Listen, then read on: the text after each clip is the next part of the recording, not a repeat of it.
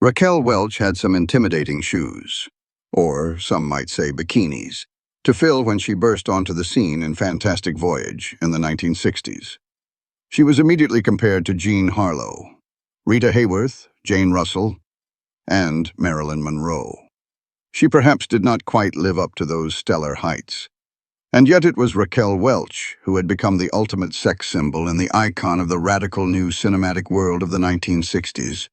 The world was changing rapidly, and movies became more daring, more graphic, and more subversive. And yet, the literal poster girl for the new sexuality was a conservative Midwestern girl who famously never once took off her clothes. At least not all of them. She was also maligned as a diva, and was a terrifying opponent not only to her co-stars, but even to the Hollywood studios themselves, whom she left gobsmacked when she took them to court and, in a landmark case, won. But soon enough, Hollywood would have its revenge on Raquel Welch. Before we revisit the triumphs and tragedies of this legendary soul, let me know where you're tuning in from. Get yourself a warm cup of coffee, find a quiet spot, and let's journey back to an era of black and white films and very colorful scandals. Long before the world knew her as the ultimate sex symbol of the 1960s, she was simply Jo Raquel Tejada. Born on September 5th, 1940 in Chicago. The world she entered was one on the brink of total chaos, with the shadow of World War II looming large. Yet her own origins were a complex tapestry of conflicting identities. Her father, Armando Carlos Tejada Urquizo, was an aeronautical engineer of Spanish heritage who hailed from a prestigious family in La Paz, Bolivia. The Tejada bloodline was not one of Hollywood glitz, but of political power. Her cousin, Lidia Guayler Tejada, would eventually become Bolivia's first female president.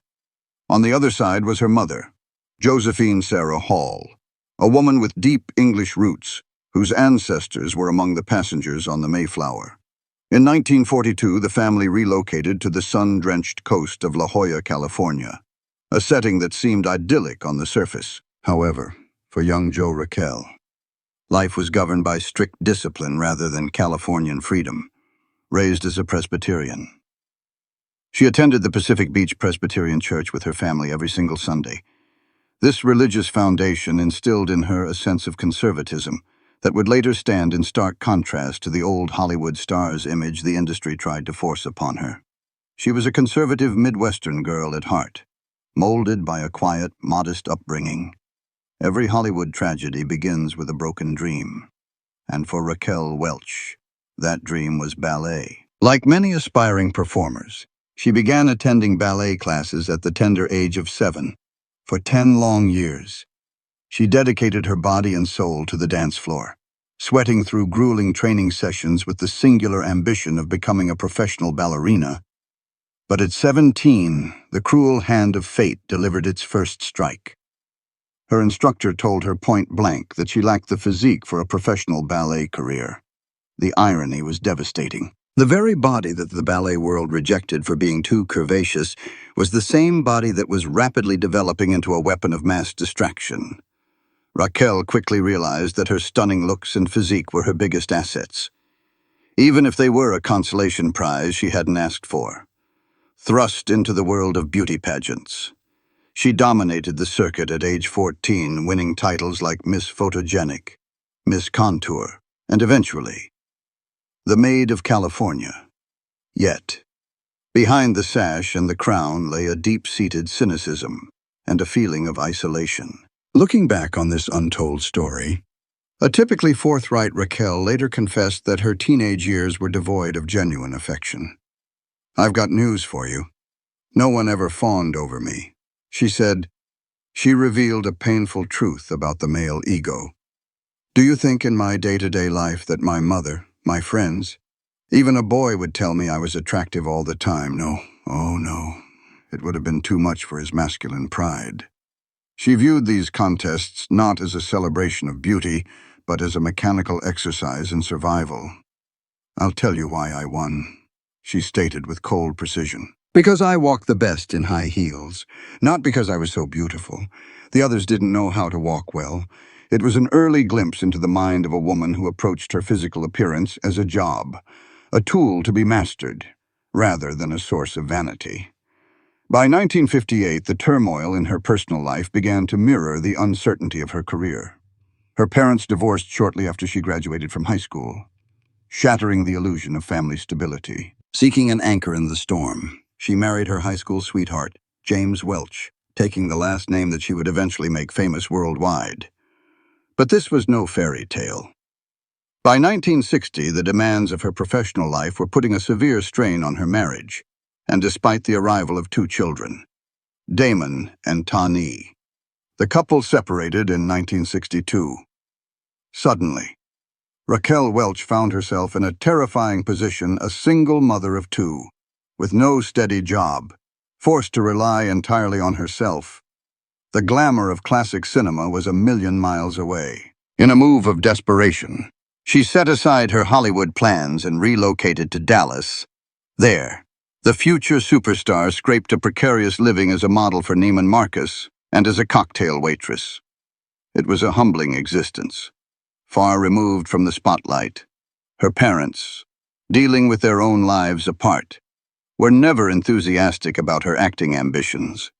In a pivotal moment that reads like a script from a biography drama, her mother attempted to crush her Hollywood dreams once and for all. Josephine gave Raquel a copy of Harold Robbins' book, The Carpetbaggers, a novel filled with lurid tales of Hollywood's rise, its wayward characters, and its deep moral decay. Her mother suggested she read it to see if she still really wanted to become a movie star. It was meant to be a warning, a stop sign. But for Raquel, it was gasoline on a fire. This attempt at dissuasion backfired spectacularly. Instead of being horrified, Raquel found that the lurid Hollywood tales only ignited her enthusiasm further. She realized that if she was going to survive, she couldn't just walk away. She had to conquer the beast. In 1963, she packed her bags, left Dallas, and returned to Los Angeles to scour for roles, ready to face the very industry her mother had warned her against. The girl who wanted to dance was gone. The woman who would fight was just beginning to rise. By 1963, Raquel Welch had returned to Los Angeles. A single mother armed with determination but lacking a clear path through the treacherous landscape of old Hollywood stars. It was during this period of uncertainty that she met Patrick Curtis, a former child actor who had once appeared in Gone with the Wind and was now working as a talent agency executive. This meeting was not the start of a traditional romance, but the formation of a calculating and highly effective business alliance. Curtis was immediately struck by her presence. In an industry where girls looked more like Sandra Dee, he was flabbergasted by this knockout who told him she was a straight-A student from San Diego. They decided to form a corporation called Curtwell, which Curtis later described as being like opening a filling station, an honest business venture with honest aims from the start. The goal was precise and ruthless: to transform the conservative Presbyterian girl into a manufactured sex symbol. To achieve this, Curtis implemented a rigorous training regimen, requiring Raquel to take 3 dance lessons and 2 singing lessons every week. He focused entirely on crafting her image as a photographer's dream, designing a persona that would captivate the male gaze before she even spoke a line of dialogue. Crucially, to avoid her being typecast as a Latina in a Hollywood that was still deeply prejudiced. Curtis persuaded her to continue using her ex-husband's surname. The name Tejada was erased from the marquee, and Raquel Welch was born. A name that sounded American enough to be safe, yet exotic enough to be intriguing. Under this calculated guidance, Raquel began to flaunt her figure in carefully staged settings: tennis courts, swimming pools, and beaches, to generate publicity. She demanded total preparation for every appearance, telling Curtis that she needed to know the atmosphere, the reason, and exactly what she should be prepared to talk about. This insistence on having everything at her disposal to maximize the impact of her physical presence would become a recurring theme in her career, often mistaken by others as diva behavior rather than professional survival. The strategy began to pay off. After minor roles in films like A House Is Not a Home and the Elvis Presley musical Roastabout, and a near miss for a role in the Bond film Thunderball. Raquel caught the eye of 20th Century Fox. The studio, still reeling from the financial disaster of Cleopatra, was desperate for a new star to replace the void left by Marilyn Monroe. They cast her in the 1966 sci-fi adventure Fantastic Voyage, although she played a member of a team of scientists. The intellectual content of the film never rose above her bust line. As critics noted, her figure, accentuated by a skin-tight diving suit, became the film's primary visual effect, gluing audiences to the screen as she remained the only female presence for most of the runtime. But the true explosion of her celebrity came when Fox loaned her to Hammer Studios in England for 1,000,000 years BC. It was here that the ultimate classic cinema icon was forged, not through acting, but through imagery. In the film, Raquel played Loana, a prehistoric woman with only 3 lines of dialogue, mostly consisting of grunts and the word Akita. However, the dialogue was irrelevant. The photographers on set captured images of Raquel in a minimal doe-skin bikini that went the 1960s equivalent of viral. These images appeared in newspapers and magazines worldwide long before the film was even released, turning Raquel Welch into an instant global phenomenon. Fox knew exactly what they were selling, promoting the film with ads proclaiming Raquel Welch wearing mankind's first bikini. This single image was so potent that it transcended the movie itself, becoming a cultural touchstone that would later appear on the prison cell wall in The Shawshank Redemption. Yet, there was a bitter paradox at the heart of this success. Raquel, the serious actress who wanted to be respected, was now trapped in the role of a primitive sex object. She later admitted that she did not even try to be sexy, aiming instead for an inner sensuality like Sophia Loren. But the industry only saw the bikini, behind the glossy posters of this Hollywood mystery. The reality of Raquel's life on set was far more complex and often painful. During the filming of Fantastic Voyage, amidst the high-tech sets and special effects, Raquel fell deeply in love with her co-star, Stephen Boyd. She made her feelings clear, hoping for a connection in the isolating world of stardom. But the Irish actor showed absolutely no interest in her. This rejection left her feeling dejected and confused, her legion of male admirers who could not fathom that the most desired woman in the world was being ignored by the man standing right next to her. It was a stark reminder that her public desirability did not translate to private happiness. Perhaps the most telling story of her internal struggle comes from a photo session that remained hidden for decades. During the height of the 1,000,000 years BC frenzy, Raquel felt increasingly nervous about being photographed in the fur bikini, fearing that the media would figuratively crucify her for exposing so much flesh, sensing her anxiety and the metaphorical weight of her fame. Photographer Terry O'Neill came up with a radical concept. He requested a crucifix from the studio prop department and photographed Raquel tied to the cross. Wearing the infamous bikini, the image was titled Raquel Welch on the Cross, intended as a feminist art piece symbolizing how she was being scrutinized, judged, and sacrificed by the media. However, the fear of backlash was so great. O'Neill worried it would be seen as blasphemous rather than artistic, that the photos were buried and remained unpublished for more than 30 years. It was a powerful secret, a silent scream captured on film that perfectly encapsulated the torture of being a sex symbol who wanted to be seen as a human being. Even her wedding to Patrick Curtis in Paris in 1967 became a circus. She wore a crochet see-through mini dress that caused a riot among the press, proving that even her most personal moments were now public property to be consumed by the masses. By the turn of the decade, the friction between Raquel Welch's ambition and Hollywood's exploitation reached a breaking point. The studio system, desperate to capture the counterculture dollar, pushed her into projects that were less about cinema and more about shock value. This culminated in the 1970 production of Myra Breckinridge, an adaptation of Gore Vidal's controversial novel about a transgender protagonist. Fox Studios believed this would be a progressive masterpiece, or at least a profitable scandal, and they cast Welch in the lead role. paying her $200,000 to portray a man who becomes the most beautiful woman in the world. However, the production was a catastrophe of epic proportions, a classic case of famous last words for everyone involved. The film was meant to be a satire, but it descended into chaos under the self-indulgent direction of Michael Sarn, who spent hours thinking while the cast waited and the budget ballooned. But the true drama wasn't in the script. It was in the poisonous atmosphere on set, particularly the war that erupted between the new sex symbol, Raquel Welch, and the original Hollywood vamp, Mae West. West, coaxed out of retirement to play the man-eating agent Letitia Van Allen, was not about to share her throne. The tension between the two generations of stars was palpable. West had a peculiar and ironclad clause in her contract. She alone was permitted to wear black and white dresses in the film.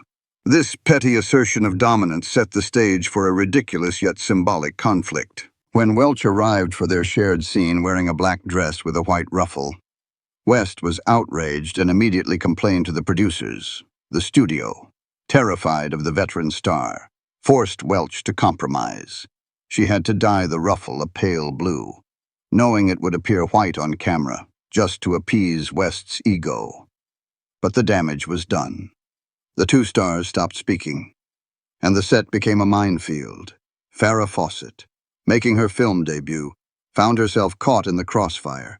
West refused to work with Fawcett because of her blonde hair, forcing the newcomer to dye it. When Welch saw the new color, she too was displeased, leaving Fawcett to settle on a blend of both West's and Welch's shades. A physical manifestation of being crushed between two massive egos. The film was a critical and commercial bomb. Critics savaged it, with one calling it the worst movie ever made. And Gore Vidal himself disowned the project. For Raquel, it was a humiliation. She had hoped to prove her range, but instead, she was trapped in a campy disaster that seemed to signal the end of her serious career aspirations. While Myra Breckenridge was a battle of egos, Raquel's other conflicts revealed the deeper, systemic prejudices of old Hollywood. The industry demanded her body, constantly pressuring her to strip, but she maintained a fierce, almost militant resistance to nudity. "I will never do a nude scene," she famously declared. She viewed nudity on screen as anticlimactic and exploitative, arguing that while she was a flamboyant exhibitionist publicly, her private self was understated. This refusal was tested to the limit during the filming of 100 Rifles in 1969. The director, Tom Grise, tried to bully her into performing a shower scene at a water tower completely nude, but she stood her ground, refusing to let the camera violate her boundaries. Yet, 100 Rifles was groundbreaking for another reason. It featured a steamy romance between Raquel and former football star Jim Brown. At the time, an interracial love scene was a major taboo in Hollywood, an unwritten rule that few dared to break. The studio used the controversy as a marketing tool, but the production was fraught with off-screen tension that was far darker than the romance on screen. Rumors of an affair between Welch and Brown swirled, but the real drama involved Raquel's husband, Patrick Curtis. When Curtis discovered that Raquel was having an affair with Spanish actor Sancho Gracia, who had a minor role in the film, the situation exploded, in a scene more dramatic than the movie itself. Curtis chased Gracia through their hotel in Almeria at gunpoint. It was a stark reminder that the violence and possessiveness of men were constant threats in her life, both on and off the screen. Despite her efforts to diversify, the industry refused to take her seriously. She broke her wrist performing her own stunts in Kansas City, Bomber 1972, and won a Golden Globe for The Three Musketeers, 1973, proving she had comic timing and physical grit. Yet, she was passed over for serious roles like the lead in Alice Doesn't Live Here Anymore and Lenny, roles that went to actresses Hollywood deemed legitimate. She was a Golden Globe winner, but to the studio executives, she was still just a poster girl, a commodity to be sold, not an artist to be respected. The simmering conflict between Raquel Welch and the Hollywood machine finally exploded in 1981, leading to a Hollywood tragedy that would redefine her legacy. The battlefield was the production of MGM's Cannery Row, based on the John Steinbeck novel. Raquel was cast as the lead opposite Nick Nolte, a role she hoped would finally cement her status as a serious dramatic actress. But the studio had other plans.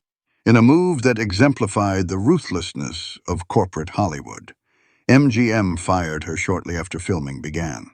Their justification was flimsy and malicious. They claimed she had violated her contract by insisting on doing her hair and makeup at home rather than on set, causing delays. In reality, the studio had been planning to replace her all along with Deborah Winger, an actress 15 years her junior. Raquel was 40 years old, and in the eyes of the executives, she had expired. They used the makeup excuse to dump her and get financing for a movie they wanted to make with a younger face. This was the mogul system at its worst: arrogant, deceitful, and treating talent like disposable assets. Most stars would have retreated, fearing the power of a major studio, but Raquel Welch chose war. She filed a $24 million breach of contract lawsuit against MGM, alleging that the studio had slandered her reputation to cover up their ageist and sexist maneuvering. The legal battle was grueling.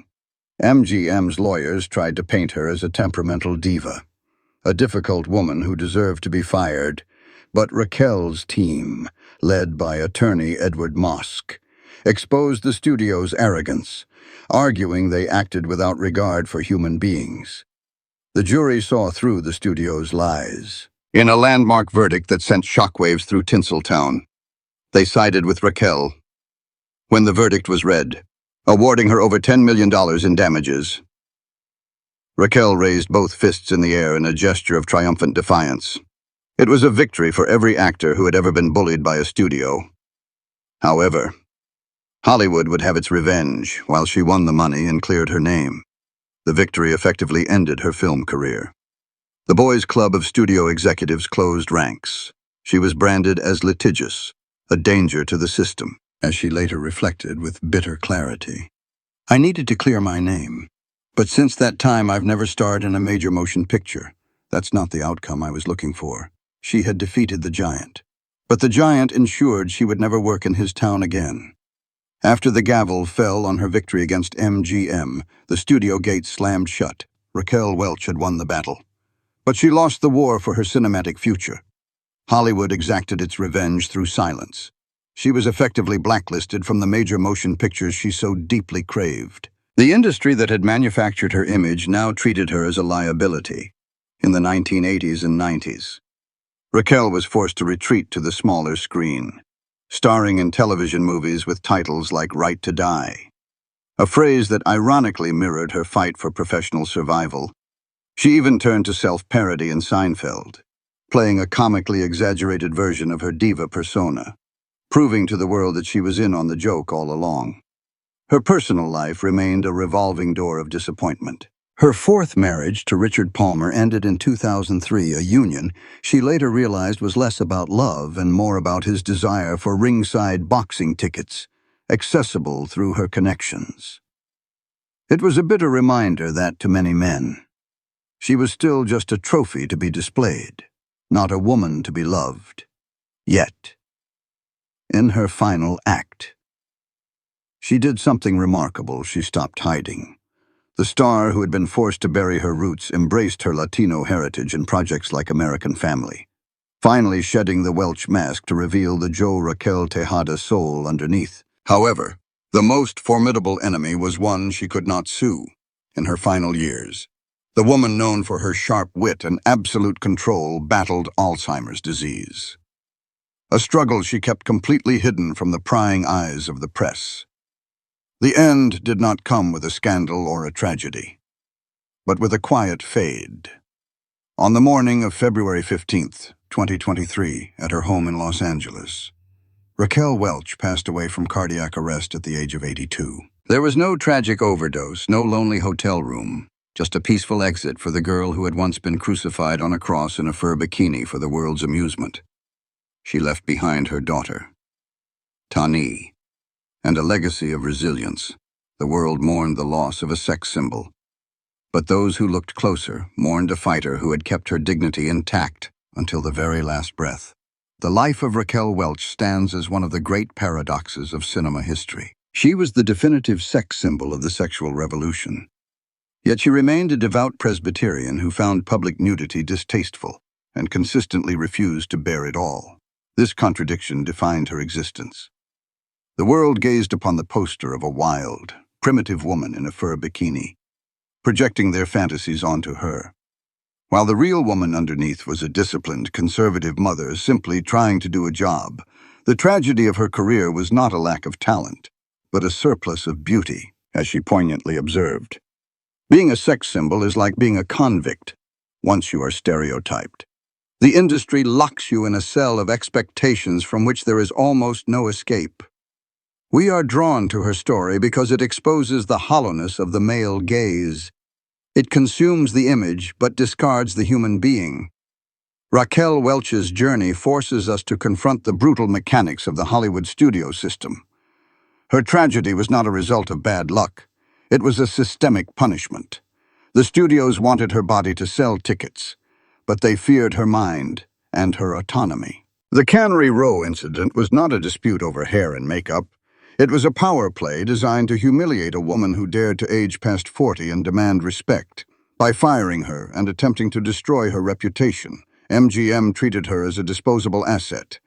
When she fought back and won, the industry's collective retaliation, essentially blacklisting a Golden Globe winner, proved that in Tinseltown. The only thing worse than a box office bomb is a woman who stands up to the moguls. Her legal victory was a triumph for justice, but a death sentence for her film career, illustrating that the system would rather lose money than lose control. However, to remember Raquel Welch only as a victim of Hollywood politics would be a disservice to her strength. She should be celebrated as the woman who single-handedly transformed the American feminine ideal. Before her, the screen was dominated by the soft, vulnerable blonde bombshells like Marilyn Monroe. Raquel introduced a new archetype, the Amazonian, athletic, fierce, and independent woman. She proved that female sexuality could be powerful rather than passive. She navigated a treacherous industry without ever compromising her core values, famously declaring that she did not need to take her clothes off to be the sexiest woman in the world. And she was right. She was more than just a poster on a wall. She was a survivor who beat the studios at their own game.